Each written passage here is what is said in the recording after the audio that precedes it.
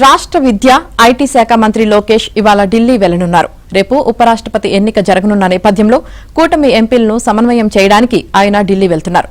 రేపు ఉపరాష్ట్రపతి ఎన్నిక అనంతరం ఆయన అమరావతికి తిరుగు ప్రయాణమవుతారు.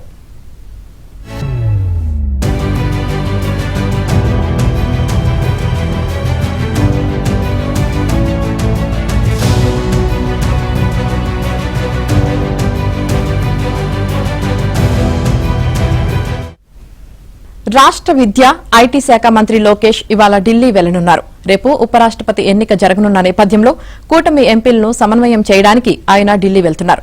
రేపు ఉపరాష్ట్రపతి ఎన్నిక అనంతరం ఆయన అమరావతికి తిరుగు ప్రయాణమవుతారు.